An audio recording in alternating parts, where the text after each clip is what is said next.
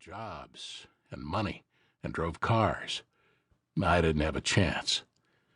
I kept hope alive all through high school while Emily dated Lars Lundgren, a big Nordic bastard with more hair under one armpit than I had in my whole body. Lars was 2 years older than me. By the spring of '36, he was an All-American in football and track at Northern Michigan. In April, Emily accepted his proposal.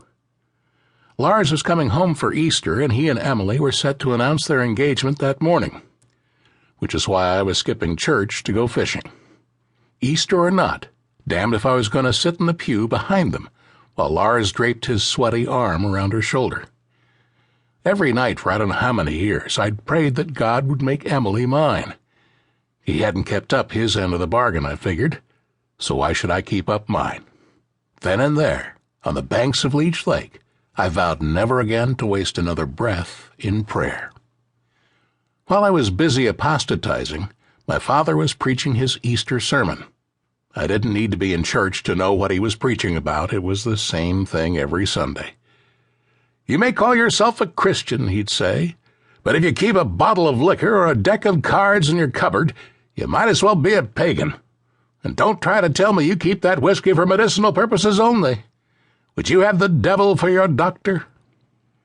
My father, the Reverend Malachi Henry, was a fierce opponent of liquor, dancing, gambling, whoring, and all other forms of worldly enjoyment. He reminded me of a military general as he paced back and forth behind the pulpit, firing off Bible verses like bullets. After hitting the easy targets, gambling and drinking, he'd set his sights on more subtle evils, like dancing. "Why, it's nothing more than rotting set to music. I can't describe to you what passes into the name of dancing today. You might say, 'But preacher, here in Remus we only have square dances.'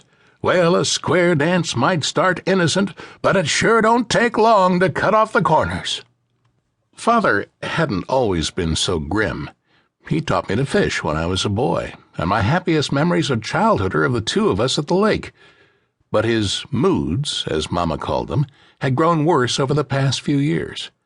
To get out from under his dark cloud, I started going fishing alone. Whenever I needed to clear my head, I lit out for the lake. I never liked exploring the woods like other boys. To me, a forest is just a bunch of trees, but lakes and rivers are alive. Water is to the land what blood is to the body. I never learned to hunt because Father thought it was unseemly for a preacher to carry a gun. By Remus standards, I might as well have been born without a penis. The fact that Remus rhymes with penis was an endless source of amusement for my friends and me. It was our only source of amusement. Remus was a timber town in its heyday, but the timber ran out in the '20s. Most of the loggers moved to Detroit to work in the auto factories. Those who hung on lived in shanties or shacks of their own making. For these men, there wasn't anything else to do besides hunt. Walking across town any given day, I'd see 5 or 10 deer strung up from trees, their innards all hanging out.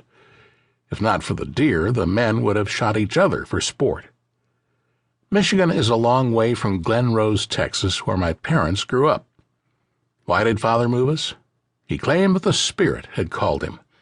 I figured he'd drag Mama and me north to torture us. Maybe Remus was the only town that would take him. Down south, most places had a surplus of Baptist pastors already. Texas's main exports are cotton, oil, and preachers. Why did Father leave the family farm and get into the preaching racket? Here's how he tells it. One morning when he was milking, a cow kicked him upside the head. As he lay on his back staring up at the sky, the clouds parted and Jesus himself appeared. "Malachi." "Yes, Lord." "I want you to preach." "But I don't know how." "Go to the seminary." "The cemetery?" "No, the seminary. Fort Worth Baptist Seminary." You'd think that my father would have packed his bags for seminary that very afternoon. But no, he fought it. He was in a musical group with his brothers at the time and didn't want to leave home. More importantly, he was keen on a certain girl in town. Jesus would just have to wait. My mother, Ada Jackson, was quite a looker in her day. She still is, in a motherly sort of way.